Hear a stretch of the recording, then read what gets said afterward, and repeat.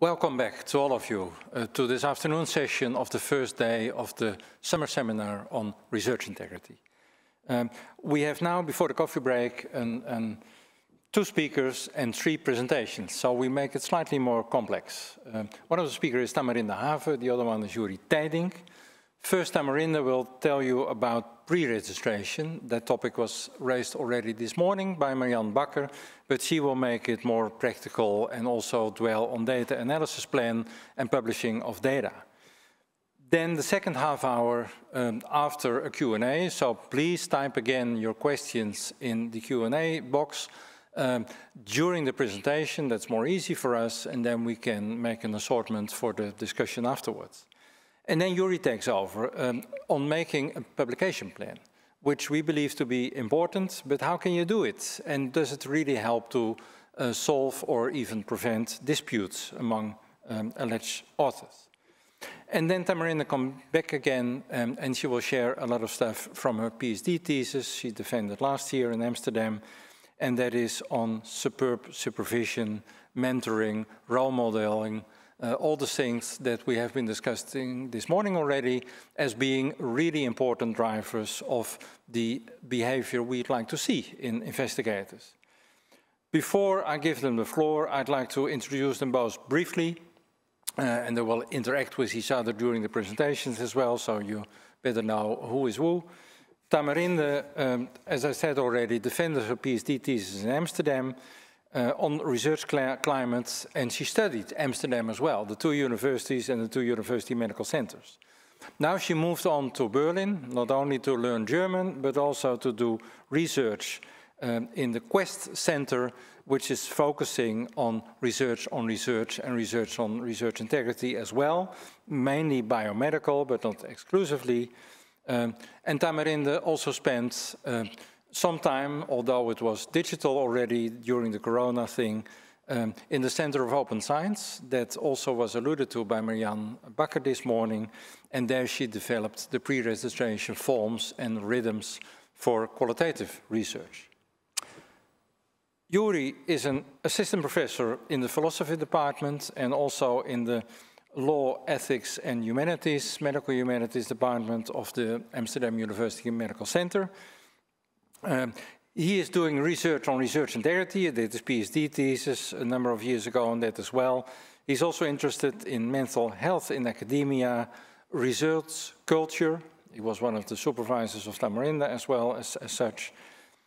He developed a questionnaire and that was validated recently again on publication pressure, and he is an advocate of open science.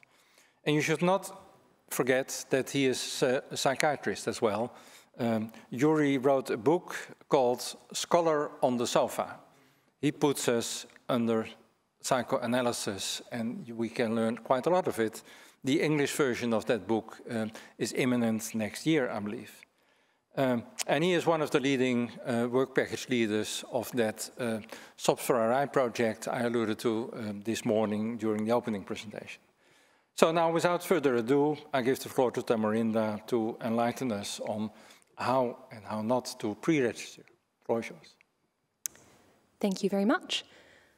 And yeah, today is up to me to show you a little bit more about the practical side of pre-registration. I am very grateful for Marianne Bakker to give a great overview this morning, so I can talk about a little bit more of the practical aspects, and I'll also dwell a little bit on do's and don'ts when it comes to data sharing. So here on the slide, like behind me, you'll see the typical pre-registration batch. And I'll also show you a little bit closer example. Here is a paper from authors from the Journal of Psychological Science, and whoop, there you go. There you can actually see already and spot as an author that this work has been pre-registered. Now, the structure of my talk will be as follows. I'll dwell only a slightly little bit on the relevance of pre-registration data sharing. I'll go into the types of pre-registration that are out there, and we have quite a few now, as Marianne already alluded to. Then I'll talk about the different registries associated, and I'll walk you through an actual example and some tips and tricks if you are considering pre-registering your work. And finally, I'll give some tips on data sharing. But first, why on a day, when it comes to research integrity, are we focusing about pre-registration, about data sharing? And I think I can illustrate it rather nicely with a picture of this man, that's Dirk Stapel, whom I can say has really fueled the debate on research integrity, at least within the Netherlands. And the two particularities relevant here for us. One is that Stapel was found guilty of fabricating and falsifying his data. So in other words, there was no such thing as a pre-registration plan or a data analysis plan. And also, there was frankly often even no data. So I think that his case already illustrates rather nicely that these are two things that we should pay particular attention to. Now, why are people then so enthusiastic about pre-registration? And what I put up on this slide here is the empirical cycle that I reckon many of us familiar with scientific method are ourselves very familiar with. And this is a sort of traditional way in school that many of us are taught to do scientific research, at least when we come to the more from the more sort of quantitative and confirmatory side of research. But as you can see here, there are a number of sort of biases, mistakes, researchers' degrees of freedom, and other perks that may jump in or that may creep in at various points of this cycle. And therefore it helps that we are very attentive to those, and there are particular ways of doing that and making ourselves more aware. And one is pre-registration. So pre-registration is thought to reduce what Marianne has nicely labeled the researcher degrees of freedom by sort of limiting all those seemingly arbitrary choices that you make along the way of analysing your results. And it's also thought to mitigate publication bias, and that is because there is a public time-stamped record of your research hypothesis out there. And even if it's published or not, then at least people know that this work may not have been there, but there may have been additional research on this particular question. And it's thought that because this regards a public and a time-stamped version, that it's thought to strengthen the credibility and transparency of your work. And that is because you as a researcher, if you know this is going to put out there for public scrutiny, you'll think twice before you write something up. And also you have to be thinking about the fact that someone else will be seeing this and they will have to be able to actually make sense of what you've been doing. And those are at least two of the ways in which we think that it might help that. And of course, I think Marianne also already alluded to this, we see the importance of pre-registration being recognised by various stakeholders. And here what I have in mind is journals like Psychological Science that I put up on the first slide that encourage this practice. You can also think of different funders like the Arnold Foundation that may even mandate the work that they fund to be pre-registered. And you also see this along different scholarly societies. Now, I thought I want to know a little bit about what sort of audience I am talking for. And this morning in Marianne's talk, we got a lot of questions about how to do a pre-registration. So it made me wonder, whom of you has pre-registered a study before? And therein, I'm inviting you to go to menti.com and to use this code, that is, if all goes well, shown on the screen and also put in the chat, so that hopefully we'll get a little bit of a sense in what sort of virtual room I'm talking for and what knowledge is already present in that room.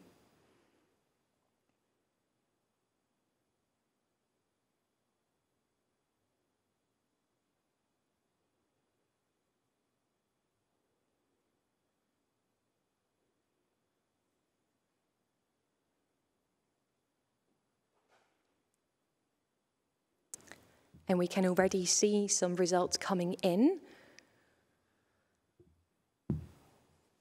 Wow, we have a lot of new people. That is very great, because that actually means that what I'm going to say in the remainder of this talk can be of relevance for you.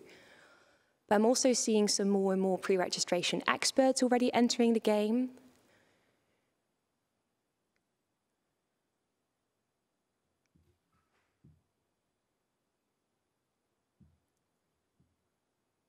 Well, it's shifting nicely, but at least still so far, the majority of you has not tried this practice before. Oh, it's pushing. Okay, then for those 7 people that are already experts, I expect very thought-provocative questions from you in the Q&A. But maybe we can move on already. And then I can say a little bit about the different types of pre-registration that are already out there. So maybe let's start with the sort of clinical trials ones. So in 2005, the International Committee of Medical Journal Editors actually mandated that all of the clinical trials that were published in their journals had to be registered. And I think many of you also know that in the United States, if you're doing any sort of trials, it has to be registered via clinicaltrials.gov. And in Europe, we're seeing a similar thing for drug-related trials. And in recent years, this movement has also been pushed towards animal studies and actually registering your animal studies in an attempt to let research already think prospectively about taking also different quality strengthening measures and specifying those, and potentially also allowing other researchers along the way to learn from a lot of the mistakes that they had to make. Then, as Marianne already alluded to, this practice of registering your results and putting that registry on a public platform has been expanded to a lot of quantitative research. So there you have to think about cross-sectional research or maybe observational research, what many of us in the social and behavioral sciences also do, but also in epidemiology and medicine. And recently, I've been myself involved in thinking about if we can extend this practice in a meaningful way to qualitative research. And I can tell you, as was probably true for cognitive modeling and fMRI, that requires a lot of rethinking, but that they're very useful bits that can be transferred and I believe can also help strengthen the credibility and transparency of qualitative research. Now, on those registries, what you see here on the top is the registries that if you're thinking about, okay, I might be doing a trial next year, where should I go? Well, I put up here the sort of most common ones. And the Ictrp is, as many of you perhaps know after last year, the registry from the World Health Organization. And that sort of goes across different nations. And then here, Germany was actually the first one to launch a registry specifically designated to animal studies. That can be found if you just Google sort of these terms. And then we have the two sort of broader registries out there. So the OSF has already been mentioned, and another registry that allows for relatively short pre-registration is the As Predicted. But I was thinking some of you may also be doing slightly different work. So if you're considering conducting a systematic review, then I would recommend you to go to Prospero. And with that in place, I thought before we start with discussing this further and showing you a couple of challenges and some examples, I first thought, and this is especially for those 7 people, when you pre-registered your work, what sort of challenges did you face? Because I think especially for the new people, they may be having already a lot of challenges in their head, so please put them in. But especially for those 7 people that had already pre-registered their work, inform us about your challenges so that these new people can hopefully learn from you, and I'll see if I can connect them to some of the challenges I tried to address in this talk.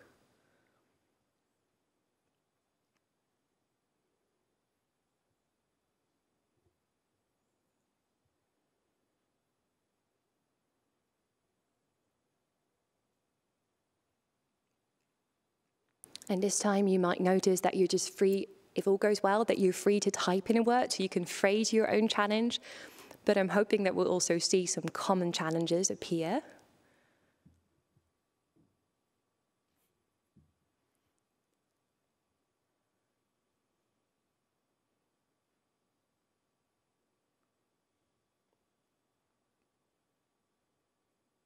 And I do realize this is a slightly more complex question, but maybe you can remember something that you struggled with or some issues that you have been discussing with your team when preparing this.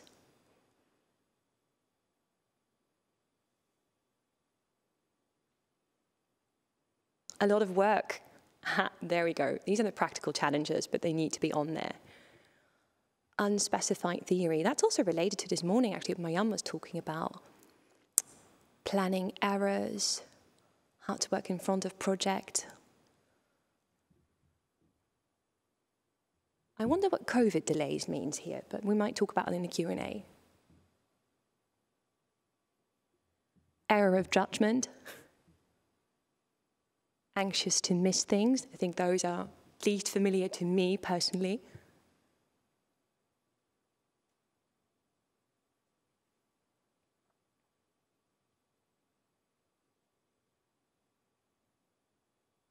The sufficient level of detail is actually also a very, very interesting one, and it's hard to give you a quick answer to that. But this actually already nicely feeds into 2 of the sort of main challenges that I tried to think about beforehand. So maybe changing the plan. Changing the plan is actually a beautiful bridge. Okay, let me walk you through my challenges. So often when I talk with people about pre-registration, the first thing they're afraid of is, okay, so I put my work out there, and then what if someone else comes along and thinks, that's a nice plan, and they'll just do it quicker. They'll have more power, they'll have a greater lab, they'll have more capacity. and then all my work is out there. I've made this whole plan with due diligence, and someone's there to take it. I'll be scooped. And to that I want to say, you can embargo your work for like a pre-specified time. You can actually say, this is not visible. And then by the time that you are ready to put it up as a preprint or to put it up as a publication, then you can actually release it. So this is one way of mitigating that potential fear of being scooped by someone else. And then another thing that you talked about in relation to, you know, what if I miss something? What if I need to change something? What if I had an error of judgment? Update. Update is the work. And there are two ways I have in mind here. One is, of course, that you can transparently, in your paper, describe these sort of deviations. But I can feel into the fact that some of you may be thinking, yeah, but I made a really trivial mistake. Should I put it out there? And what I can tell you is that you can also add small descriptions to your pre-registration. You cannot change it, but you can add description to it that will explicate to the reader what you have changed and what sort of small bits and pieces you have actually updated. Now, if you now think, okay, cool, I might want to try this, then there are a few resources I want to point out to you. So this is taken from the website of the OSF. If you look for pre-registration and scroll down, you'll find very small here, and it reads example pre-registrations. And I think a lot of the questions this morning were also triggered by, but what does this look like in practice, right? So I really recommend you to check this out. Then this is such an example. So you can already see, you'll see first a little bit of like meta-ish data about the study, the research question, the hypotheses. And then if you were to scroll down, you'll see a lot more about the actual variables that people sampled and so on. So now say that you think, I want to give this a go. And I'll go through the OSF example because it's still a fairly complex one. And I'm taking all of this from the Creating a Pre-Registration Guide. So it first asks you, do you already have a project? And if you don't, you can still pre-register. And they ask you what type of registration you would like to create. And there we go. So first, when you start this, you might want to add a little bit of metadata, so about the title, the field, the discipline. And this is also in relation to that mitigating publication bias, right? We do want your work to be findable. Then we'll go into the next step of describing your research, your plan. You'll specify your variables, the way you sample, and so on. And as you can see here, it often asks you to maybe select something, describe something yourself, and you can also add files at particular places. And then, say you're all ready, then it asks you, okay, review. And this is a point where I would actively like to invite you to please bring in your team. Not many of us are working alone in these fields. And this is a very good point of bringing in your team and reviewing this together. Also to have some sort of internal consensus of, do we really mean the same thing here? Is this the way we want to go forward? And then, of course, when you've done all of that, it's time to register. And here comes that part on the embargoing that I talked about earlier. Just before you're done, OSF will ask you just if you want to make it immediately public or if you want to put it under a specific embargo. So if that is something that you would like to explore, this is the moment you have to be mindful of that option, because otherwise you have about 24 hours and then it is out there, non-editable forever. So let's continue this hypothetical situation. You have done all your work, you've pre-registered all your work, you've done your study, you've written up the results, and now you want to publish and you want to submit your work, and you also want to share your data.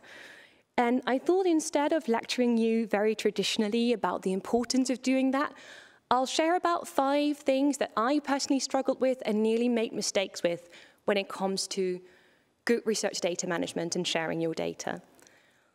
And the first is having a research data management plan. And I notice this is now more and more involved and enforced also at different places, and there's training about that. But it wasn't the case for a very long time. So, get yourself familiar with all of this, because it really helps, I have found, to know from the start also what sort of things are offered at your institution. Maybe you've taken a very great class about research data management, you've learned it all, and then you learn that your institution doesn't even offer this type of repositories. So make yourself already aware when you want to start a project, what sort of data am I going to gather, how can I store it, what sort of options are out there for me. And this is a sort of famous paper in this area, but it's really good for helping you to check if you thought and you consider all the sort of relevant things when making a good research data management plan. And another thing when it comes to especially preparing your data is the typical FAIR acronym. And I know this sounds fuzzy, but I always tend to think that we're moving more and more in a world where we're moving towards a future where we don't just want humans to be able to work with our data, we also want machines to work with our data and want machines to do the work for us. So part of the challenge of FAIR is making sure that even a machine could get away with using your data. And here again, there's a comment of sort of, but put this really on the agenda, and that describes it rather luminantly how and what you should do. Then there is a challenge of choosing the right format when you want to disseminate your work. And I've asked around a few people that have reused data from others, and they described some typical struggles, many of them. And the first is, please do not use, now I'm talking about the sort of file extensions when you're going to make them public. Don't use .sav, which is a typical way that SPSS will save your data, but use CSV so that other people can actually work with it. And a very similar thing regards for sharing, if you have maybe qualitative data like I do, use a docx extension or a text extension and not a PDF, because you're limiting the workability for people from the get-go. And of course, when you want to put it out there and you want other people to maybe reuse some of your variables, you might want to think, well, of adding a code book and putting this maybe somewhere online for people to be found. And with a code book, I just mean very simple things about defining, like, this is the label of a variable in my data set, and this is what we meant or how we measured it. Because it can be very tricky, even if you think that you've done it all very carefully. Don't make a puzzle for others. And this is always a good phase to bring in a naive colleague and ask him or them whether they can make sense of your data. And finally, the licensing, that's also getting more and more important in this particular world. So here I put up a typical, the sort of very ideal way of licensing, but this can be a messy thing, and not all journals make it sort of equally clear.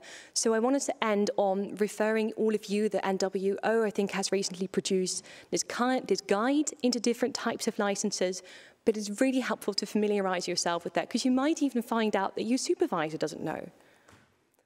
And last but not least, on all of these complicated data matters, please ask for help. I know the university I used to work have had research data management support, but almost all of them have. We even have national networks now in the Netherlands and in Europe and elsewhere. And there are a lot of dedicated people that really want to help you to share your work in a responsible way. And I hope that has given you some quick ideas and insights, and I'm looking forward to provocative questions. Thank you very much. Well, thank you very much for this instructive and also practical presentation. I'm almost sure that you make some more people willing to try pre-registration. And it was interesting to see that 1/4 of the population had done it before, which is exactly the same we found in the Dutch National Survey on Research Integrity. Oh, that's lovely. So it's quite nice. Just one remark, Erin McCree, he wrote about COVID delays, and he was referring to Prospero, which is the registry of systematic reviews that was offline for 6 months, doing nothing, and then accepted everything. So that he was referring to. Do you know whether that happens in other registrations as well? I happen to not know on the spot. I can imagine it, but I haven't really heard of it through the grapevine either. So sorry, no, I have to stay silent. No, practical stuff. Now, there is this interesting question of Savik Dasgupta. And he says, well, this is interesting what you say, Tamarinde, about embargoing. Who is putting an embargo there? Who decides how long the embargo can be? Who is allowed to lift it? How does it work? Yeah, that's an excellent question. I should be more practical here. So the very simple answer is, you as an author put the embargo. If you want, the sort of T's and C's here are a little bit more complicated, and they are that, for example, registries like the OSAF do have embargo limits. So it means that I believe you can embargo your work up to 4 years. Because of course the idea is ultimately to make your methods more open, more reproducible, and to make your work more traceable. So you do this as an author, you get to decide, you get to fill in that date, you get to flip that switch, but there is a sort of an ultimate end that it will happen. Yeah, that makes it clear. And by the way, this is also the way to establish priority. Have an embargoed pre-registration shows that you were the first to have the idea, which is opposite to some of the criticism to pre-registration. Yeah, absolutely. Now there is this other intriguing question. The theme, I haven't read it myself. It's coming from Alma Linkevich-Chiute again. Not sure about the pronunciation. She says in British Medical Journal, recently a few papers appeared that for people from low and middle income countries, it is already a hassle and difficult to pre-register. Is it nice to have another hurdle being put in front of researchers from these less privileged countries? Do you recognize that a bit? I think I can recognize it to some extent. I would like to know specifically what sort of additional hurdles they perceived. Because I do want to emphasize that the services that have been put up here are free to use. And I do realize they depend partially on reliable internet, which is a tricky one. But I want to prevent any confusions that these services are things that universities or institutions have to pay for or researchers have to pay for. But maybe I'm then completely missing the mark on this question. No, that doesn't matter. She will know where to find you absolutely. Please ask pursue me. The discussion offline. So please feel invited to do so. There is another issue that has been raised, and it intrigues me myself as well. You have established, we in the National Surveys have established that only 25% have done it once or twice or sometimes. So there is a world to win. How are we going to win that world? What is your strategy?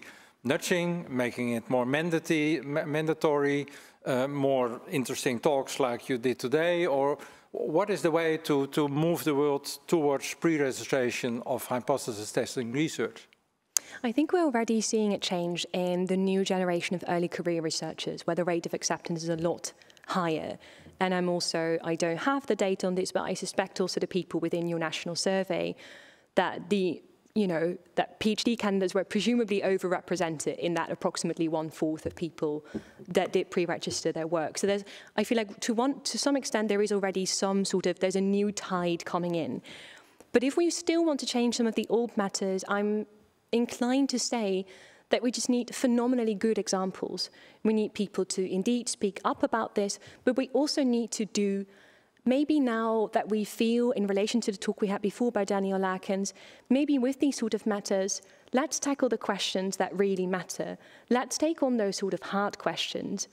And then if we pre-register them and then show some of these things robustly, I think that can be a great way forward and get more people on the bandwagon. Good point. And you want to add to that, Joeri? Yeah. Well, of course, we can learn something from the field of clinical trials. Yes. And we did some research on that as well about pre-registration. There you see an upward trend, and quite a lot, because in the early 2000s, you didn't see any registration, but then the FDA wanted all the researchers in the US to register their trials on clinicaltrials.gov, so that increased the rate of actual pre-registrations. So I think we're really on the right track. And you see this steep incline in the last years of registering their clinical trials. So I hope that this will continue, and not only in the field of clinical trials, but also in the other fields. And I totally agree with Tamarinde. So your answer seems to be, make it mandatory. FDA made it mandatory because otherwise your drug cannot enter the market. And funding agencies make it mandatory. When you take their money, you have to pre-register. Yeah. So no education, no other types of tricks, just make it mandatory. Is that what you're saying? I tend to agree to that strategy. Of course, there are country differences. We see it with COVID vaccination, for example.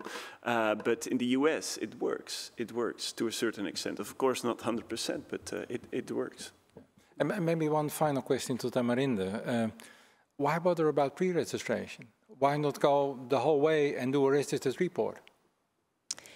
So the very pragmatic answer is that you might not be able to publish your registered report everywhere at this point.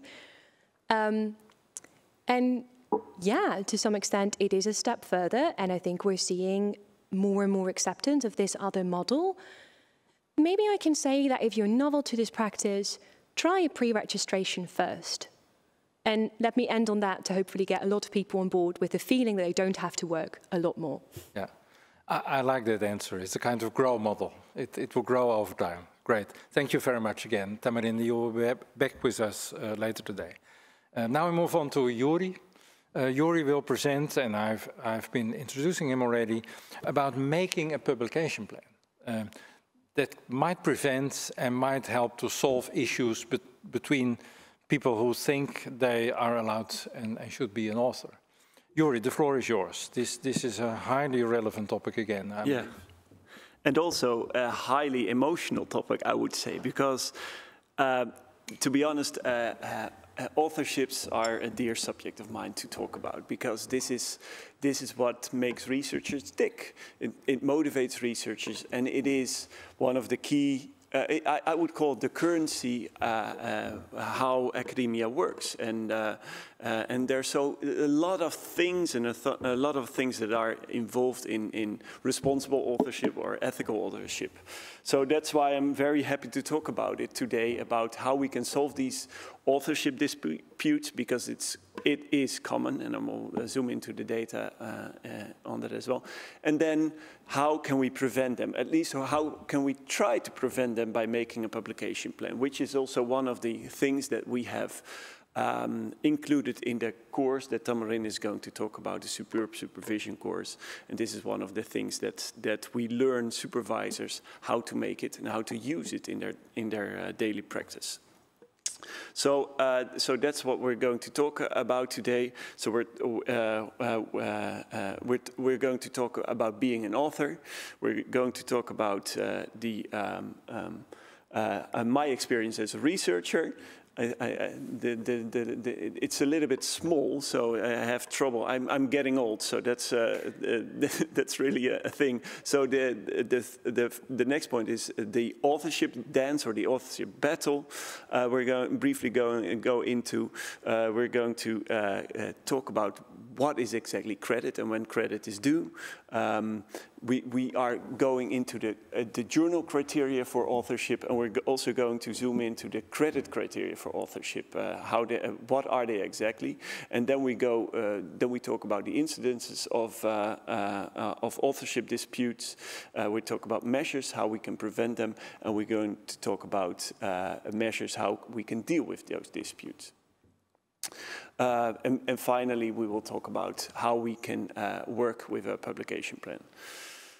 So this is a great word cloud about how people perceive the authorship battle. So the question was, describe in one word, what is your experience with authorship assignments? So people come up with a lot of different words, positive, but also quite some negative. It's complicated and it's confusing. So I think these two words, they do, this is also something that where I have experience with, but also where a lot of my colleagues have experience with, because you hear it all the time around you that people are struggling with authorships about who should be on the paper, who should not be on the paper, who should get the first authorship, who should get the first or the last authorship. It is something very important in academia.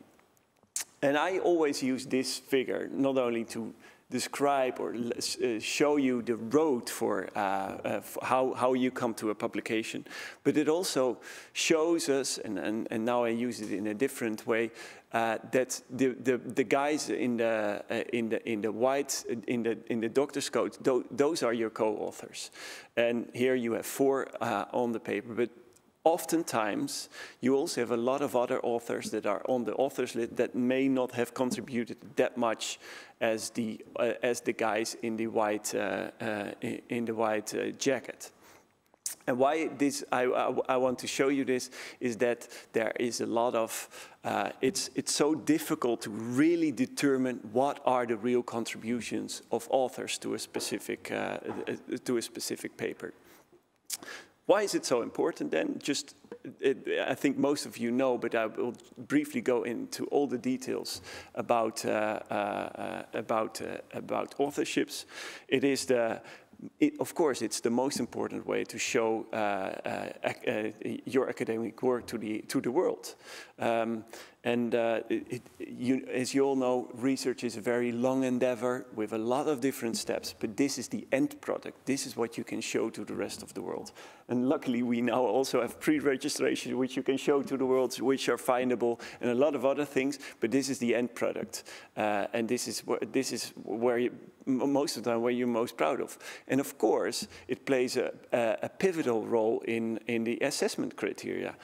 Luckily, we are changing a little bit the assessment criteria in academia, but still, it is one of the key factors how we determine a researcher, how we judge and assess a researcher.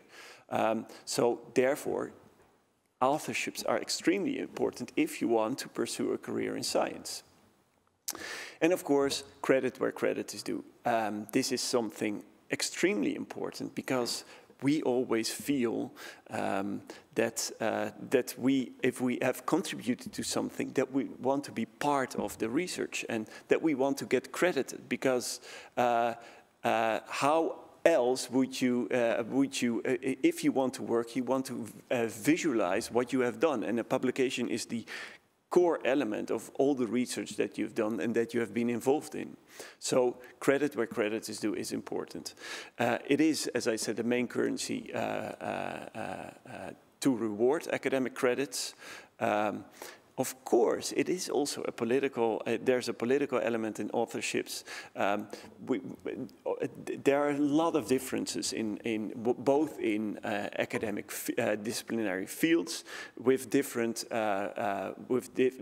ways how people deal with authorship. Of course, there's a lot of country differences that needs to be acknowledged. In some countries, the first author is the professor that leads the whole research endeavor, while in other, like for example the Netherlands, the first author is most of the time the person who does most of the work, or is the PhD student. So there are a lot of country differences and also a lot of disciplinary differences in authorship, but in most countries, this is what also Cope is saying, in most countries the first author is the person who does most of the work, and the last author is the person who supervises the work, who supervises the research project. But still, there's a lot of political influence on the decisions who is going to be the author. And sometimes, and that's PhD students get begrudged by this, is that at the end, sometimes a new author comes on the horizon and will be part of the authorship team without significant contribution. That is something that is still prevalent. And which PhD students find very well, they're irritated by it. So, as I said, the country differences, there are a lot of unwritten rules about these authorships and authorship places. I already said about the first and last authorship, but there are a lot of things that what is exactly the value of the second authorship or the third authorship. You see a lot of shared first authorships or co-corresponding authors. So there are a lot of things how people are dealing with this credit issue. How can we acknowledge the work that people have put in different papers? It can make or break collaborations. As I said, it's highly emotional sometimes, authorships, because it can influence your career, it can influence your, thus it can influence also your collaborations. And if you are not seen in specific collaborations, it can really affect how you collaborate with others and how you collaborate in future research projects. And that's also funny. There's an overestimation of how much your own contributions. Daniel Lakens told us about the vacuum cleaner and about the house course, and I think we tend to overestimate the work that we put at home in the course to have a more or less equal balance between the person you're living with, and it's the same in authorships. we think that we do more than we actually did. So we overestimate our own contributions. And as I said, I cannot stress this enough. It is, I think it's the most emotional part of our work, being or not being an author, how to do the authorship battle or something, the authorship dance. I think this sometimes comes with a lot of emotions. Oh, now I have to go all the way down here, and we go to the next slide. I think this is a very important time because these are the official journal criteria for authorship. We, as you see here, it is a substantial contribution.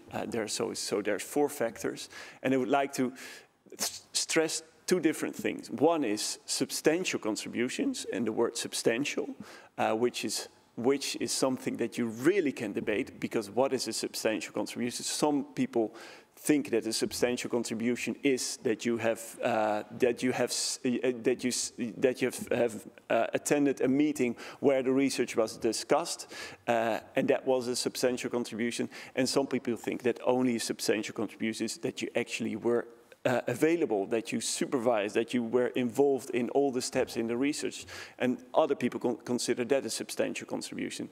And the other thing, I think it's also very interesting how it's written here, drafting the work or revising it critically for important intellectual content.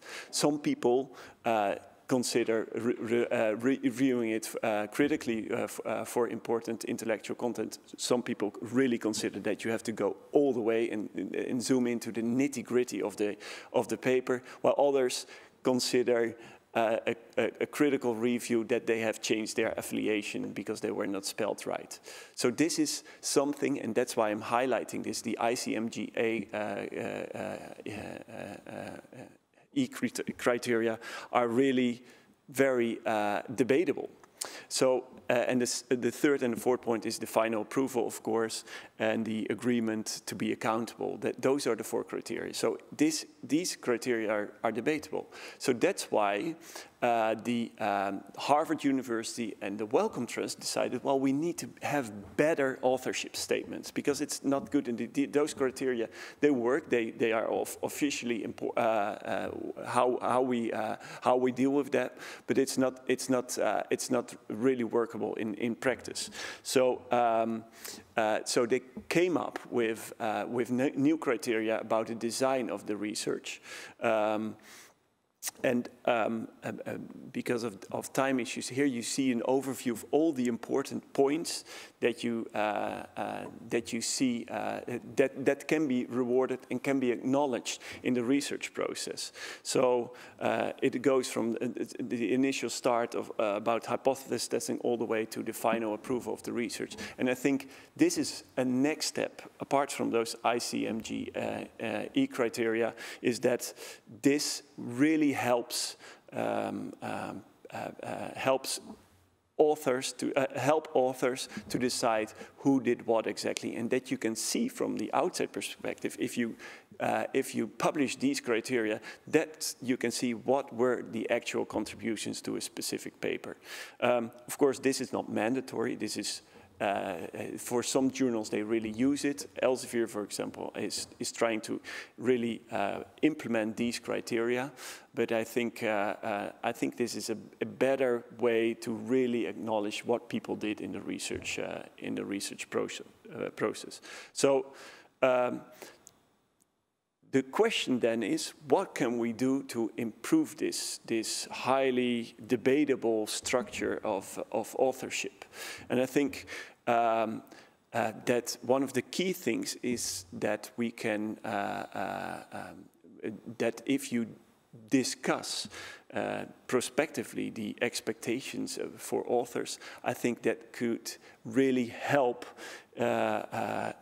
you to decide who should be an author and who should not be an author. Secondly, you have to accept that authorships are flexible, so it changes over time. Contributions change over time. People get different roles in the research process. So take that into account. And also power disbalances and conflict of interest can really interfere in the decision who should be the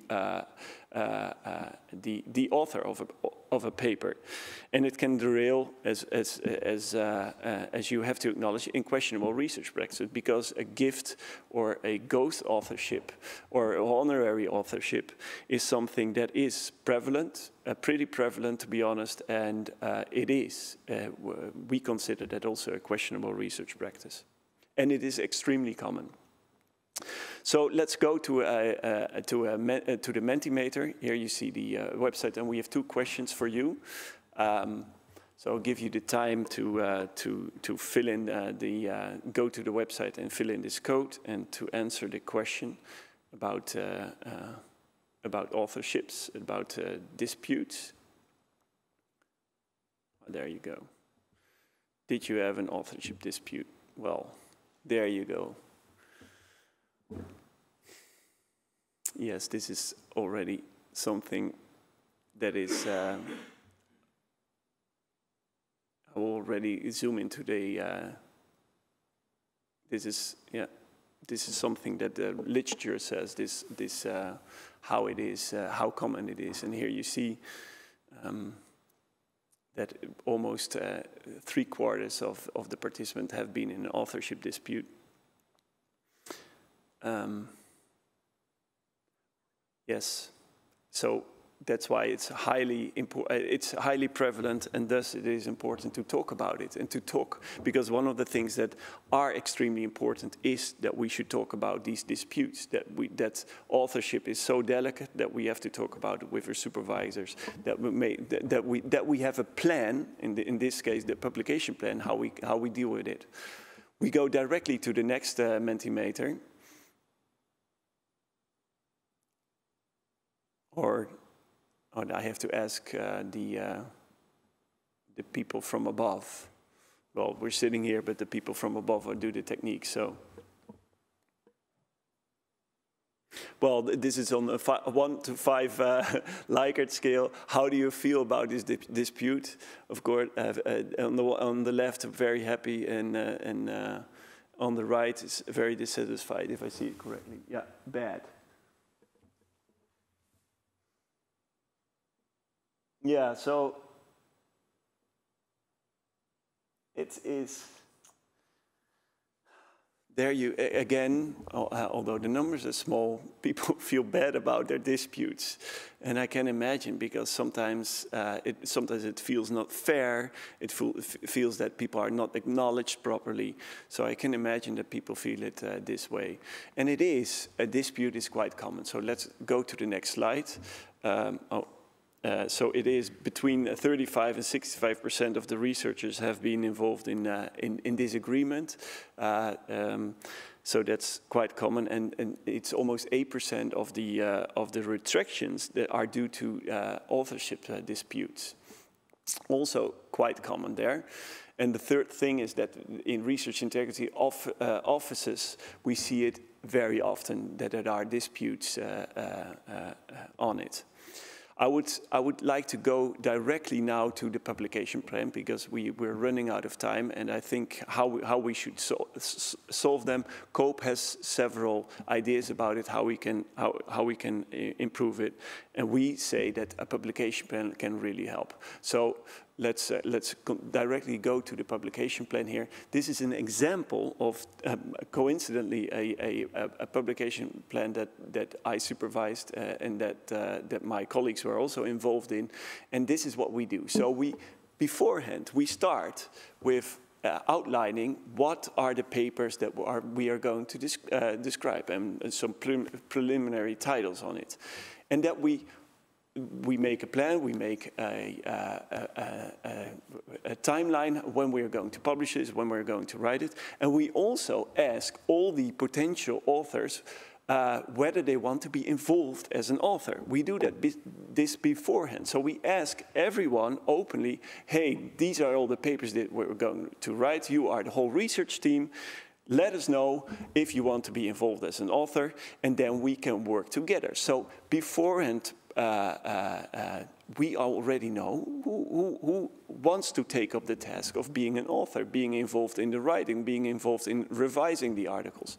So I think this can really help you to decide beforehand who is going to be involved or not.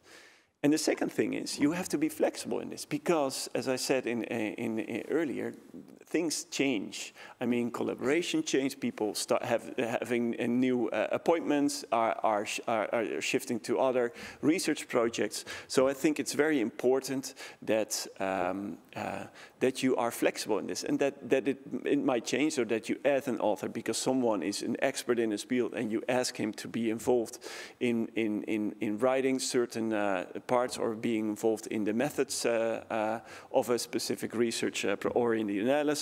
So it can change, but it's very good that you make this beforehand, and that you really set out the expectations that you expect from someone to be a first, second, or last author, but also that you're flexible and that you can change it according to the contributions that are there. And then you can prevent a lot of disputes, because people won't feel, hey, you forgot me, or hey, someone said they wanted to be involved and be involved in the writing process but didn't do anything. Well, then you can say, well, you do not fulfill the criteria. It's better to put you in the acknowledgement section, for example. So to summarize, these are the do's and don'ts. So the do's are the do's are that you have a regular update on a plan, that you be flexible about it, that you take responsibility when you are actually on the list, and the don'ts are don't take the publication plan, that you don't take it serious. So you have to take it serious, and that you have to update it. And it's also the don't that you forget someone who actually was in the publication plan but didn't involve him in the writing process. So my colleagues are back, so that means that we have plenty of time for discussion. I really hope that there are some good questions that we can answer and talk about in the discussion section. Thank you very much, Joeri. Thanks for this interesting and also very practical presentation. In a way, this is an open nerve, especially of early research, early career researchers.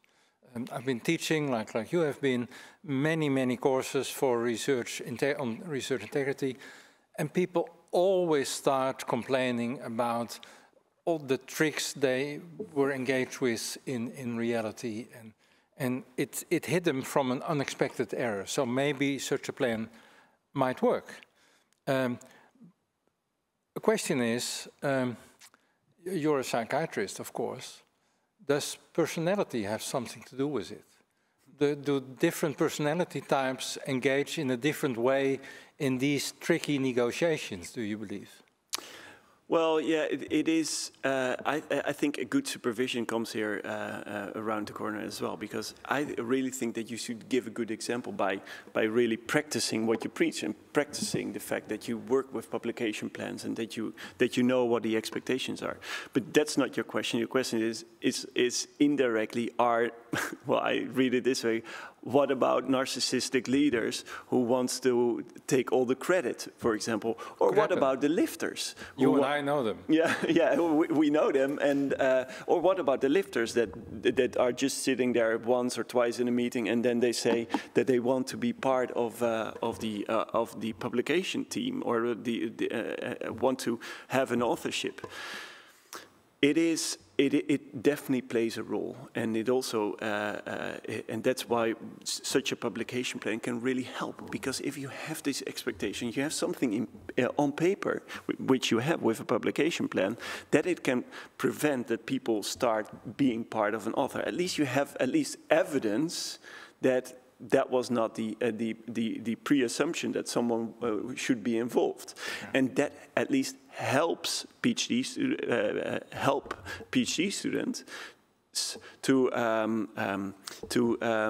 at least give them at least some support that they should take that plan serious, and say to the supervisor, hey, this is not right. We should do it differently. And then still the narcissistic leader would say, I don't care, I'm the boss of the department, I should be the last author. Well, sometimes you have to be flexible in that, and PhD students are not in the position to, they unfortunately, they're not in the position to be, to really make a big debate about it. And that's why the responsibility is really with the supervisors. Yeah. But swallowing is an option, and then we can, well, refer these people to you for a consultation. Of course, I would be happy, because it is, to be honest, it is one of the key reasons why I entered the area of research integrity, because I found it so intriguing that people, like middle-aged men, were fighting over a third authorship position. Well, Mahdi Khalidi has an interesting angle to this. He says, well, is this not only about symptoms? Why do we bother talking about authorships anyway still? Yeah, of course she's completely right, because it's just a name that's on a list somewhere online. But it is so much more complicated, unfortunately, or fortunately. It is so complicated because it really, some publications in high impact factor journals can still make or break your career. So that's why you want to be involved in certain publications, and you really want to be an author. And besides that, people really still assess you on the how much output you have on the Web of Science or on PubMed. So being an author is so important for your career, and that's why are people still fighting for it. And that's something that we cannot change. And I'm not sure whether we should change that system, because I think it's, on the one hand, it's a good way to at least see that people are active and people do something and people are really working hard. But it really has perverse, it creates perverse incentives for hitchhikers, for example. And you seem to suggest, Joeri, that more granularity helps, like the credit system. Do you really believe that? Because it's quite arbitrary, and the whole game starts all over again, but now at 15 different levels. Yeah. Well, at least we have some evidence what are the contributions are. So, for example, if you are on a 50-author Nature paper as an author, and you only did a very tiny part, and you put it in a grant proposal, and people say, wow, he wasn't in Nature. That must be very special. And then you zoom into that publication, and you only see that this person was involved in a very tiny part of that research. Then at least you have some idea about this the role of this person in that publication and in the quality of the work. So you can see more, but then still, it is arbitrary, and it's still, although there were 15 criteria, there's still a lot of work that is not described. For example, about collaboration or about more the soft skills of researchers. You want to weave in, Tamarinde? Yeah, I also wanted to add that it may help us to look more at these sort of systems already, like the credit one. Focus or direct our attention a little bit more towards the conduct of the study. And I think it's really important that I'm with you, Joeri, that I don't think authorship goes away, but I think we're moving more and more towards a place where we also really look at the conduct of the specific study that the person is an author on. And that is where these sort of things already help to direct us towards that and to let people take explicit ownership of the way a work was conducted. And I hope that in the future we also evaluate more the way the work was conducted and less the sort of citability of the work. And I believe these systems feed into that. Well, that makes sense to me at least. Joshua Hapgood, he says, well, what can we do to empower the victims, the early career researchers? How can we put them more in the lead of these things without taking all the risk and having the negative consequences? What would your take be of that? Well, I think we talked about personality. I think it's very important that you find people that you collaborate with that are to a certain extent, that they are honest in a way about contributions, and that they want to give you the credits for all the hard work you did. So it's something that you, if you work in I think you really have to choose well who are you going to collaborate with. And if you have such a supervisor who wants to take all the credits, I think you should really think twice if you want to continue this work with this person. So you have a responsibility yourself about on the one hand choosing your supervisor, and on the other hand making this transparent. And the application plan is of course a form of transparency that you show to the others and show to your supervisor and all the other authors. Hey, this is what we're going to do. I'm going to be the first author on this paper, and that you discuss this explicitly in the whole team, because otherwise, that's one of the big problems. If you keep it vague about contribution, then everything in the end can happen. But if you make it very clear, then this vagueness disappears, and you really have discussed it well with the whole team. So prevention is key. Publication plan might help. Yeah. But picking your boss, your supervisor, your collaborator wisely is the most important preventive measure. It's not easy, and people don't feel free to do so always, but you should really carefully look around whether this is a person you want to work with or not. Yeah. Because some people get into difficulties all the time. Yeah. That's what you seem to suggest. Yeah. Okay, with this optimistic upbeat, I'd like to thank you again, Joeri, for this important contribution to today's program. And we move back again to Tamarinde. It has been alluded to already. She will now talk about how to teach supervisors to become a good supervisor. She did that as part of her PhD program together with Joeri as well. And I look forward to what the evaluation yielded and what you can say about that program. The floor is yours. Take your time. Thank you. So indeed, it is my honor to talk about the pilot training that we developed, but I want to start out by saying that I did not do this work alone, and that the two women on this slide have been really instrumental in the successful small pilot. So on the left, you see Dr. Louise Menne, and on the right, you see Maaike Mulder, and you'll learn throughout my story how important they have become. And first, a brief outline again.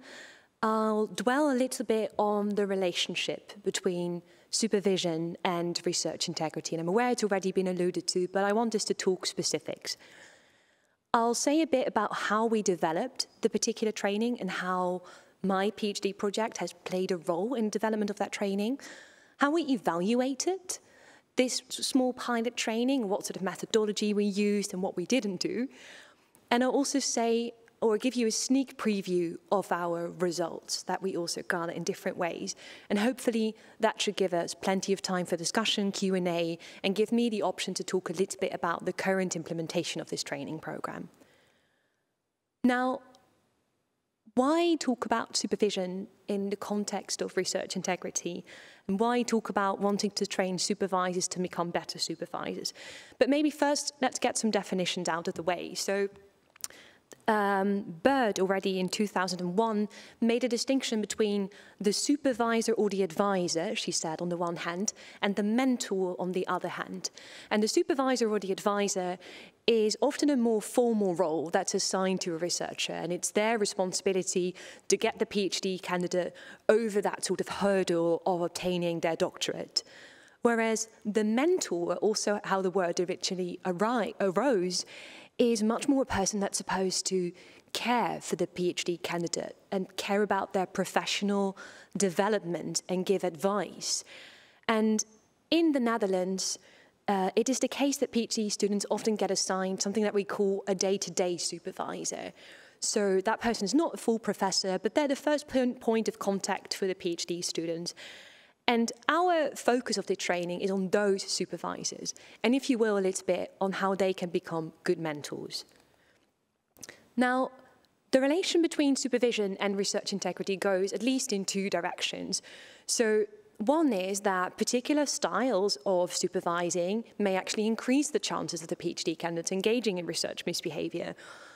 And, you know, one of those lines of reasoning comes from looking at the Office of RI cases where they found PhD candidates guilty of fabrication or falsification. And some of these authors have looked into, okay, what was the role of the supervisors in those cases? And they found that often supervision had been inadequate. The supervisor didn't check the data of the PhD candidate, and the supervisor failed to set any standards for good research practice. And it's in those cases that many people have argued shouldn't the supervisor have been co-responsible. And maybe a little bit along those lines, we and others have also labelled insufficient supervision itself for research misbehaviour because it's a deviation from the professional norm of adequate supervision. But of course, I'm also here to tell you a positive story. So there are also some evidence, at least, that we think that supervision may help in fostering research integrity. So supervisors that explicitly discuss research integrity with their PhD students, or supervisors that are very well versed in the responsible conduct of research and do all their work in a very open and transparent fashion, they can be a role model for PhD students. And a little bit related, when Antes and colleagues interviewed researchers that were considered exemplars in the responsible conduct of research, what these exemplars told us is that what had been very important for them in doing that well was possessing good interpersonal skills. And they talked about how they invested in their listening skills and how they saw their PhD candidates first and foremost as humans. And a somewhat similar thing appeared when they interviewed the Nature Mentoring in Science Award recipients. And these recipients also emphasized how they had really invested in discussing mistakes and trying to foster an open atmosphere and trying to be vulnerable themselves. So the image that we see appearing here is that we want supervisors to talk about research integrity. We want them that they are themselves familiar with these principles for responsible conduct of research and these new transparent methodologies. And we want them to have the necessary interpersonal skills to discuss these precarious issues. And it's against this background that me and some others have been working on developing a pilot training for supervisors that we called Superb Supervision. And as I already alluded to, it was part of my PhD project that looked into the research climate for integrity. And on this slide, I've just noted some of the findings that we came across when doing our research in the form of surveys and focus groups that fed into the pilot directly. So we learned that perceptions of the research climate differ heavily, and that the more senior the researcher across the board, the rosier their views of the climate for integrity, the less sort of aware they may be of direct problems. We also learned that insufficient supervision is really commonly perceived among academics in Amsterdam, and that researchers across academic ranks and disciplinary fields seemed concerned about it. And when we conducted focus groups to learn about, okay, how can we then create a better climate, various researchers emphasized discuss expectations. This really matters. Also when it comes to what is it to do a PhD, what is it to be a good supervisor. And many supervisors also confided that I've never had training in supervision. I'm just doing it. I'm thrown in the deep end. And in contrast to maybe other or more corporate work atmospheres, there's no sort of assessment if you're ready to supervise, or no coaching if you start supervising. And this really puzzled us. But we did realize we are not a good team to develop a supervision training on our own. Maybe we don't have very good interpersonal skills ourselves. And that's why we teamed up with Dr. Engineer Louise Menne, who was an established trainer already in the context of perhaps leadership training and those sort of matters, specifically for academic researchers. And we had a lot of discussions about what are the sort of necessary soft skills, interpersonal skills, and how can we convey them in a good way that really prompts people to explore these for themselves. And in the meantime, we also checked all of the available course material in the Netherlands. And the most striking finding here was that although many universities and university medical centres do offer voluntary programs for professionalisation for supervisors, there was actually none that really focused on research integrity or mentioned the topic at all. And while we are developing this, on then still the other side of my workplace, namely the Vrije University Medical Centre still at that point, the teacher professionalisation group was looking into similar issues. They had been given the assignment of updating their training programme for supervisors, and we teamed up. And similarly, the then still Amsterdam University Medical Center, the folks from their graduate school were actually fairly unhappy with the enrollment numbers in their current courses, and they also thought that a new course might do a better job there. So we teamed up, and these people have been involved in our development. So what did that look like? We worked on a 3-day training program, and you'll see the sort of 3 pillars that I've already dwelled upon. So the first day was focused on creating a good relationship. And if I made something slightly greenish, then it means that I think that this topic particularly pertained to research integrity. But you'll see that on every day we touched on both pillars. So we talked about dilemmas. We made them bring in their own dilemmas and discuss some of these. We had a lot of sessions on creating a good working climate and how expectations really mattered. We invested in their listening skills, in giving feedback and coaching, and very importantly, in distinguishing what is a good situation to give feedback and when it might be a better time to go for coaching. And in the end, they formed a small peer learning groups so that in between the days, they could already practice by themselves. And the next day, we focused on really conveying this responsible conduct of research, so they got to explore pre-registrations and preprints, for example. And we talked, Aiken to Joeri just did, about making a publication plan. And then they got to experience with actors, which is always the part that participants are most nervous about, but that they love most in the end. They could bring their own dilemma, their own research integrity dilemma, and they could play it out with the actor using the skills that they had learned the day before. And this was phenomenal to observe. And finally, we talked about them as a supervisor, touching upon their own personal pitfalls, also on role models, how they could become their own role model, and how they could sort of deal with stress and recognizing an imposter syndrome within their PhD candidate. Now, to evaluate this pilot training, we were very ambitious. We had a lot of different things in mind. But the first thing we did was we sent out questionnaires. And here, what's most interesting about this, we used the rescue questionnaire that's currently being validated by a different group, so I won't go into detail here. But we asked the addressees of our participants' PhD candidates. And then we asked the supervisor to rate themselves and their PhD candidate, but we also asked their supervisees or their PhD candidates to rate themselves and their supervisor. And then after each pilot training day, we also wanted to get some direct feedback. Was it relevant? What did you learn? Was it too long? Was it much too short? So they got to fill in like small process evaluations here. And finally, at the end, we wanted to know from them as a group, what was your true impression also as a group? How did this work? Did you see the synergy between the pillars that we tried to set up? And what do we still need to consider when we would like to further implement this? And this was done through small focus groups. Now, here you see a table of our participants that took part in the pilot training. And before I go any further, I have a few warning signs that I've put up here very deliberately. One is that what I'm going to show you in the next couple of slides is not, and I'm not proclaiming it is, a measure of effect or the effectiveness of our training. We're merely looking at perceptions. And the second one is that you should be aware that before the training curriculum, there was about 20 supervisors and 23 PhD candidates that completed these surveys. And after, it was only 11 supervisors and 11 of their PhD candidates. So please have those numbers in mind so you can take it with a pinch of salt. So mostly showing it to get us to have good discussion. So these were the questions we had for the survey participants. And this is the question that we asked the supervisors.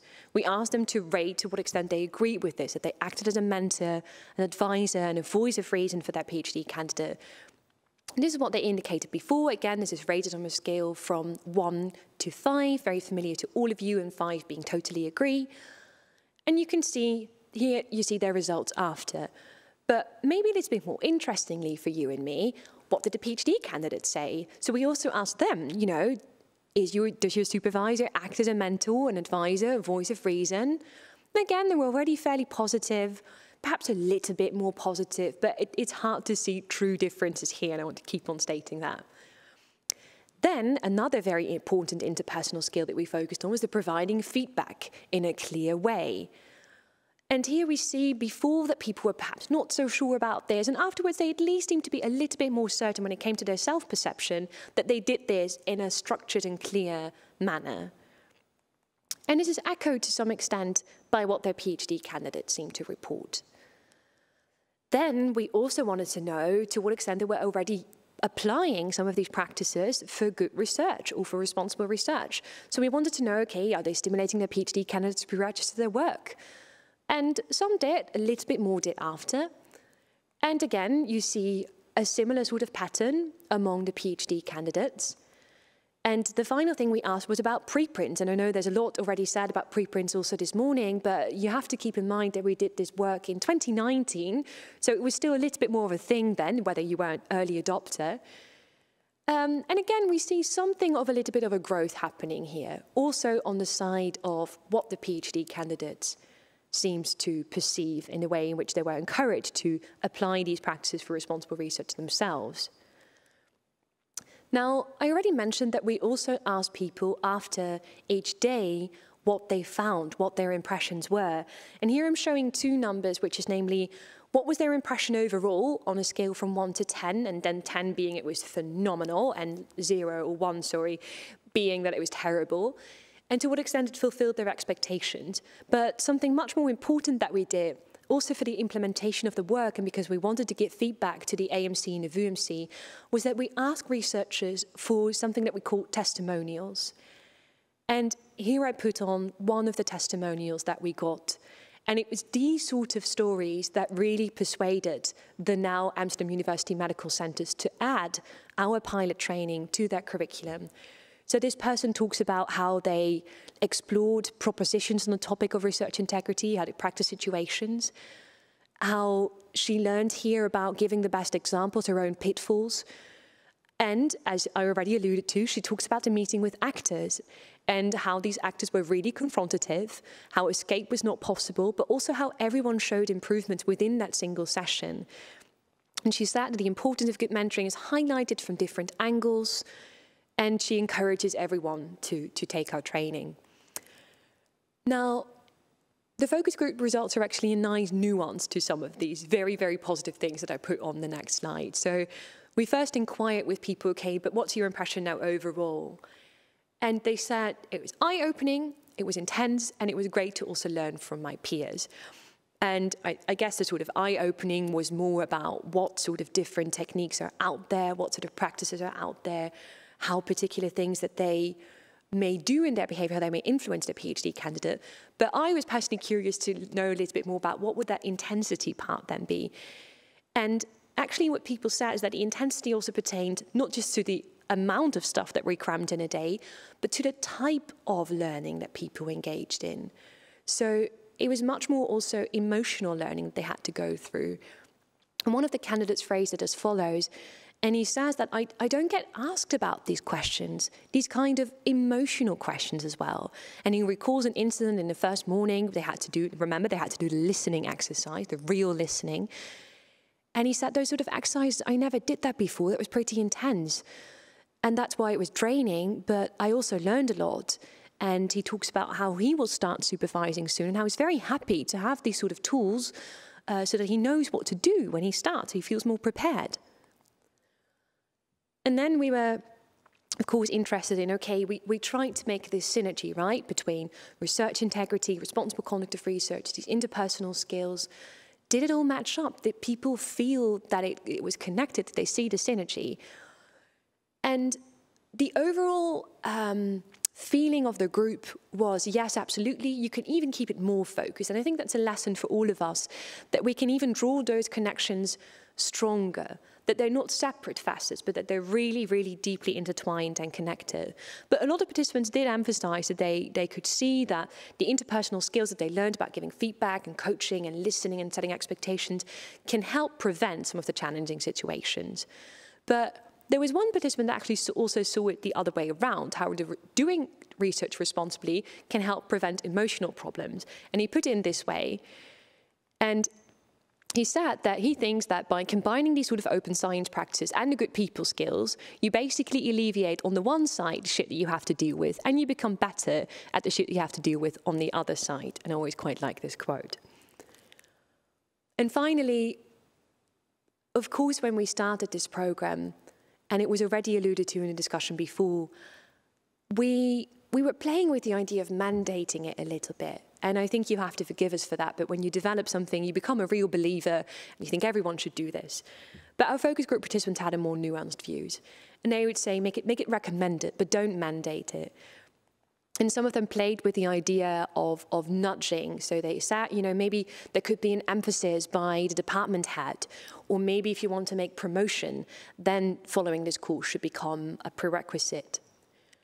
So what has this taught us? And I think it can be summarized in, yes, it can be mutually reinforcing, but we still need to do work and we need to keep on improving our curricula here.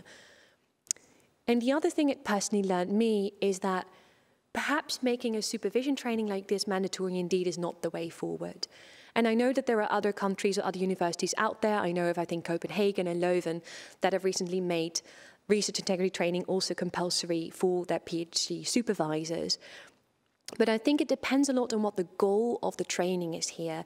And if the goal is bringing across awareness about particular principles, then perhaps making something mandatory can work, and I can see that. But if the goal is an invitation for people to grow as a person and to grow in their own sort of soft skills, I am much more willing to take the advice of my focus group participants seriously.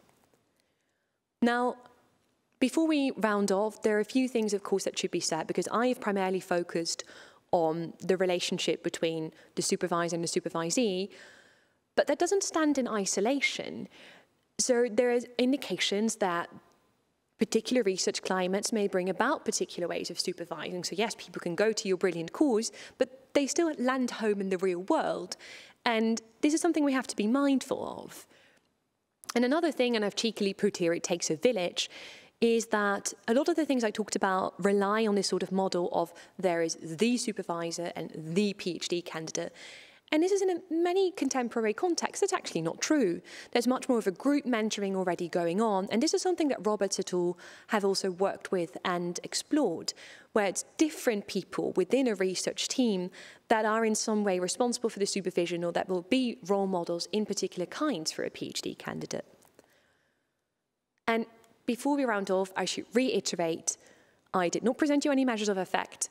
And I also think that in the survey and in the process evaluation results that I show you, there's of course a fair chance that there's a big volunteer bias in there. These people voluntarily gave up 3 days of their busy life as scientists to come take our course.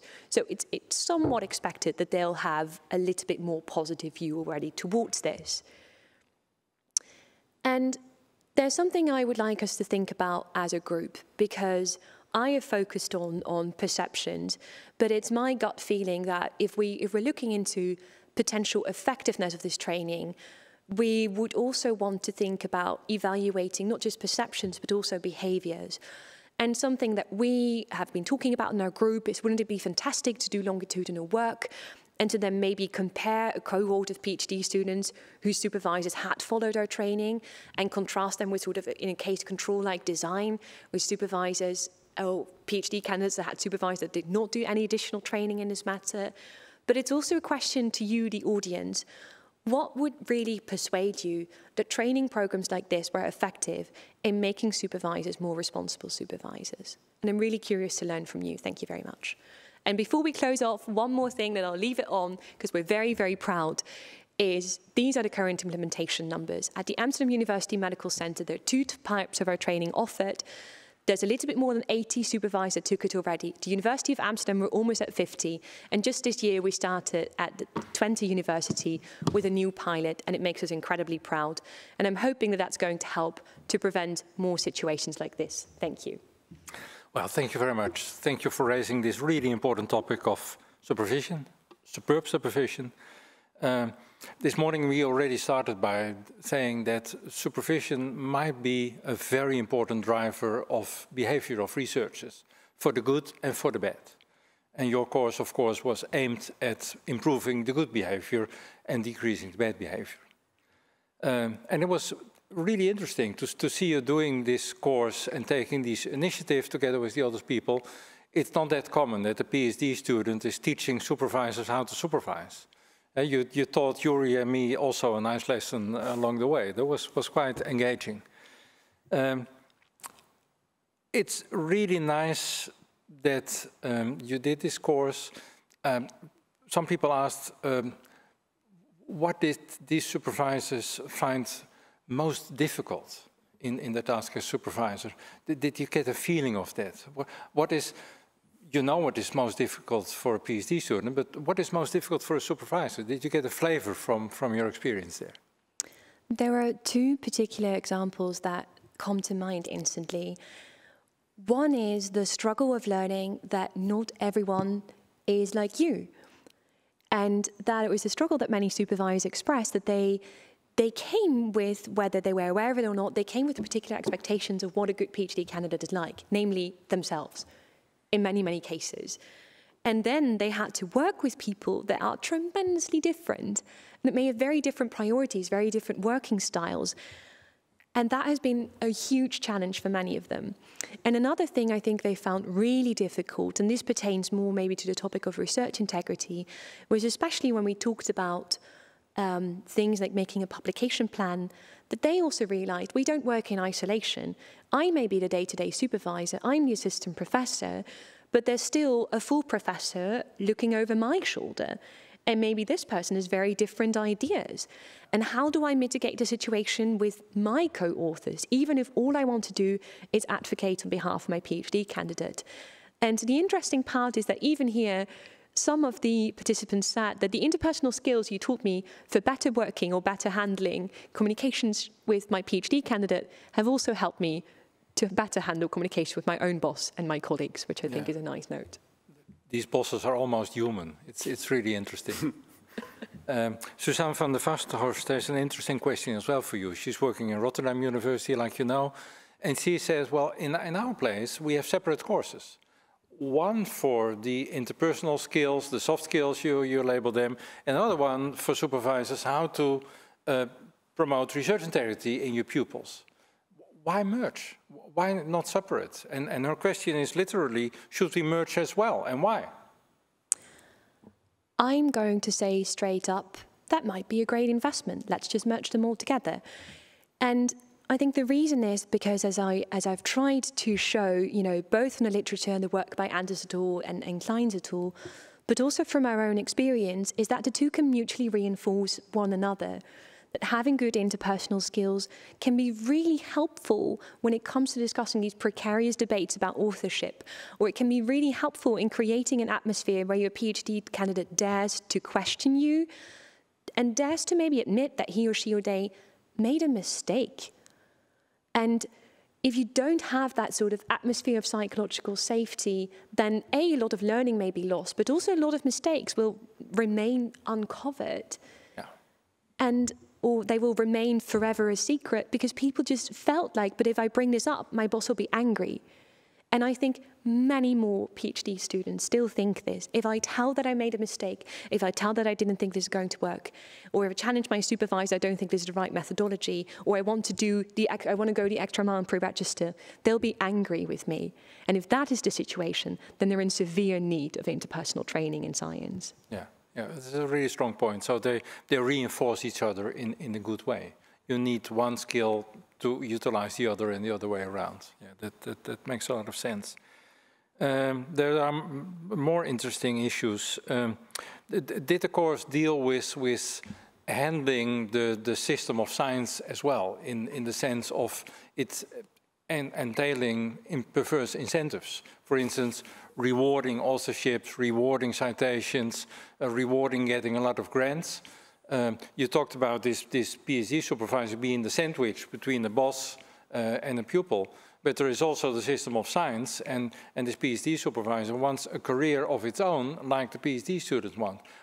What is the role of handling perverse incentives in that sense in your course?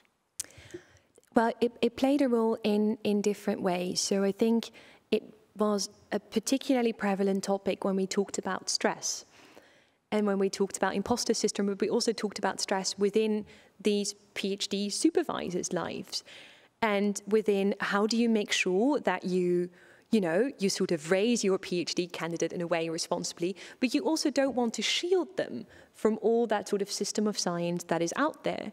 And it's this sort of delicate battle where I don't have a quick fix, but I found it really illuminating to hear these different supervisors share the strategies for what they did. And I think it also played a role in the types of dilemmas that we tried these supervisors to think about, because sometimes they think, I've never had a research integrity dilemma. Some even sat to us afterwards. I just wanted to do a course on supervision. I didn't quite know if we wanted to go to talk about research integrity for 3 days. Wouldn't have liked that. And I think by showing them these sort of dilemmas, it also made them think about, but this is my middle role, and we are in this system, and how do I navigate this? And in the session of talking about expectations, it also became particularly well known among our group members that in this complex system of science, you sometimes have to do things for the sort of reasons of this is how science works.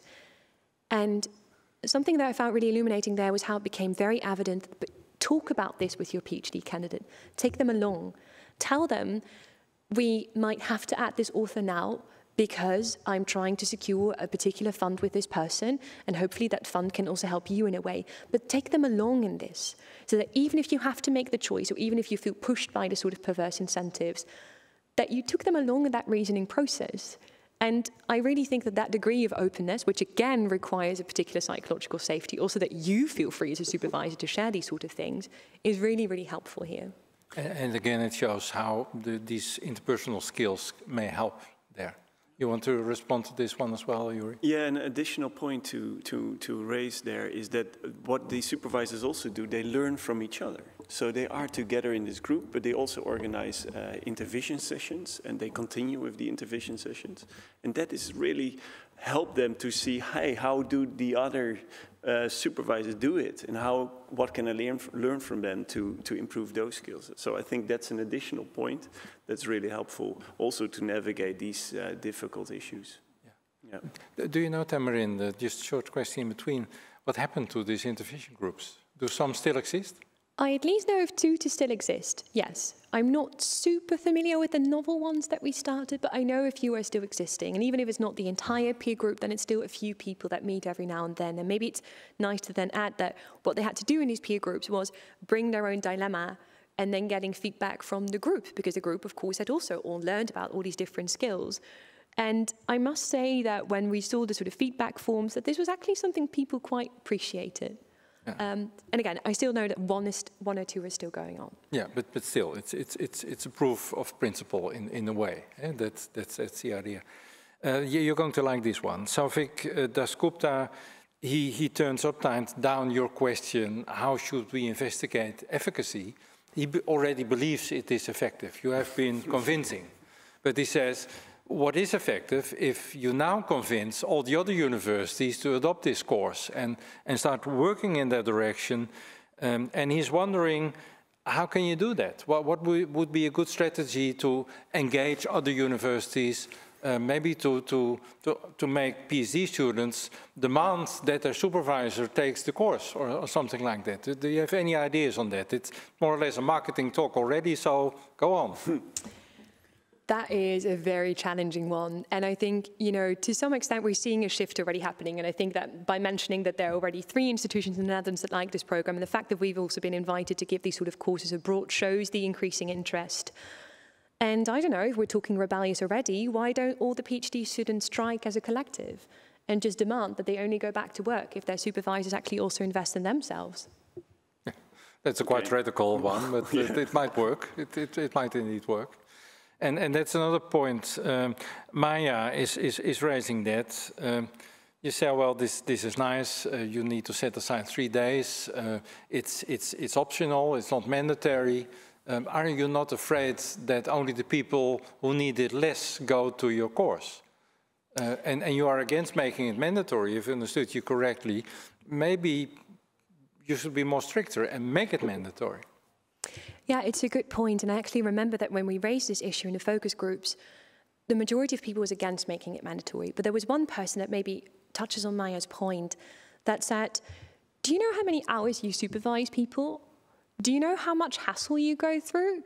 Setting aside 3 days is nothing. And he also said, even if people don't want it from the start, if they have to do it anyways, and you make a really good program, just tell them how much time it's going to save them, and they might still come. So I would like to say, as a scientist, that we should evaluate this. But for that, I do need a good measure of efficacy. So I'm hoping to see more responses here, because I think it's possible to evaluate this. Can we see what sort of happens if you make it purely voluntary, if you make it mandatory? What sort of changes are we going to see? Yeah, Joeri. Well, and there are more ways how you can do that, because this is about the course. And as you know, in the Vrije project, we develop guidelines for supervision, and then from an institutional perspective, of course. So in these guidelines that we're currently finalizing, we see not only that training is essential for supervisors, but that we also see that other points that should be organized by institutions to improve it, such as, for example, supervision agreements. And in these agreements, you sign together a supervisor and a PhD student how you want to fill in the supervision. What do you want to do exactly with the supervision? So that's one thing. And the other thing is that you create a culture that supervisors talk with each other about potential problems, about the things that go well and need to be improved. So in these guidelines, I think there's an important role for institutions as well to foster a climate of good supervision. And the training is of course, an essential element, but it's one of the things that an institution can do. Yeah, well, that's interesting. This is interesting as well. Maya is writing back. You posed a great question, but it was not my question. So I'll try again. Okay. That can happen, of course. I apologize to you. Her point was, let me say it correctly now, it's not about making it mandatory, but rather evaluation of incentives. What would help people to join the course or not to join the course when it's still optional? What would make it more attractive to PhD supervisors? You mentioned a little bit about that. Are there some other ideas you can put out of the cupboard? So I'm thinking that it could be a way of sort of making your own profile as a researcher more unique and more suitable. And I think that we already see this in sort of different grant applications nowadays, that you may no longer focus on only your publications. And I think that by demonstrating that you voluntarily took part in some of these courses or trainings can actually indicate that you have already gone that sort of extra mile, and that it may be a selling point for these individuals. Also, when it comes to wanting to obtain grants, and this is why, especially because our program focused primarily on novel supervisors, it may be that they may soon apply for getting a grant of an entire research group.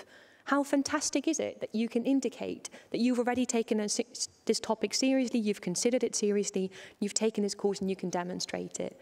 So I hope that's also a way in which we can incentivize individuals to partake, to showcase that they're really the good scientists that they believe they are. Yeah, well, you obviously believe, and that's nice, of course, in carrots more than in sticks. But there are sticks as well. You can also withdraw the right to supervise when people are not willing to take the course optional. That's like COVID vaccination. You can decide whether you get it or not, but if you don't get it, like in France, you cannot visit the pub or the restaurant. Would that be a way to go, or would that be too strict and severe? I don't have a clear-cut answer.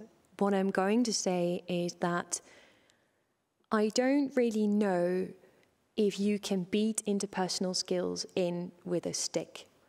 I haven't seen any studies that demonstrate the effectiveness in that. And up to that point, I'm going to stand with my focus group participants that say, yes, if your goal is purely to give people more knowledge, then use the stick. But if your goal is that people themselves become different persons, almost, if you will, I don't believe in the beating strategy. Good point. I like your answer. Iris Lechner, she has a modern take to it. She says now, well, supervision through Zoom and other programs is probably there to stay. We experienced it during the COVID pandemic, and we're still experiencing it. Do supervisors need additional or other skills to do it online? What is your take? It's not part of the course. The course is, I guess, still face-to-face, but or maybe all online. Are there skills online that need to be taught additionally? Well, not so much skills online. What I can say is that we have talked about this because the last few editions have been online. And I think that what they also found is that it requires almost your interpersonal skills to be trained to an even higher degree, right? Because here you are from behind a screen trying to communicate to your PhD student, I really trust you. Or you try to give feedback and, you know, normally you can read a room, now you can only read a screen. That is much more difficult. So we have had a lot of conversations about what can you then do and how can you use maybe the techniques that we tried to teach you in still asking those sort of questions. But what I can actually tell you is also what they said, it just requires harder work, especially when it comes to creating a sort of an atmosphere of safety. It requires harder work. And I also want to say to all the supervisors out there, it also still requires tuning in. If you don't meet on the lab, if you don't meet on a sort of weekly basis, and we're all chuffed with meetings. We're all stuck in meetings all the time. But don't forget these people. Really, really don't. Because normally you would meet them anyways, and you would see if particular things were going on, and you would see if things were going well. And I know this is more challenging in a virtual landscape, but please do it. Don't forget these people and check in regularly. Yeah, good point. Really good point. This is interesting as well. Mr. Reuven, and that might be one for you, Joeri, as well. Mr. Reuven says, well, this is nice, teaching supervisors how to become a good supervisor. What about teaching PhD students to become a good PhD students? Don't we need an equivalent course for PhD students? And we do something on research integrity, but more on the domain of interpersonal skills. And I know that Joeri wrote a book on it, so maybe Tamarinde first, and then Joeri can add examples from the book. I like it. I would hope. I don't have a clear-cut answer yet to what particular skills, but I can think of some, and especially when it comes to the matters that we discussed pertaining to expectation management, a supervisor can, you know, reasonably convey his or her or their expectation, but it also requires the PhD candidate to do so. Because very often they may feel incredibly disappointed in their supervisor, but they never told the poor person what they actually expected. They just thought that was natural. So at least when it comes to communicating expectations, I would love to see courses for research integrity focusing more on that. And I also think that we go more and more towards not focusing on the misconduct, but focusing on the empowerment of researchers. And I think this is one of the ways, and I think we're going to learn more about this tomorrow morning as well, where the empowerment of PhD students to also clearly convey these sort of expectations can really help. So I definitely agree with Meerte. Good point. Joeri. Well, we always allude to this beautiful small booklet called Two to Tango from Maastricht University. And it gives 10 golden rules for supervisors, but also 10 golden rules for PhD students. And I think there is, and it really takes two to tango. So a PhD student has a certain responsibility to raise up issues, to talk about expectations, to talk about goals, to talk about what is expected from me, what is your role, to talk about how supervision is formed, what you can expect in supervision, what you cannot expect in supervision. So exactly this empowerment is so important for PhD students. What are their rights? How should they behave? What are the unwritten rules? All these kind of things that you have to learn from the one hand from your supervisor, but that you also have to invest in yourself. So there's a huge responsibility for the PhD student as well to make a supervision work. It's not only the supervisor who needs to behave, but the PhD student also needs to behave, because it's a mutual agreement that you go on. So I really like the point about empowerment and about responsibility. You can do a lot as a PhD student, really so much more than you think. Of course, you're to a certain degree dependent, but you can do also a lot yourself. And I think that should also be a focus of a supervisor. Okay, we should foster this autonomy of a PhD student. We should really empower it, so it will become actually an independent researcher after 3 or 4 years.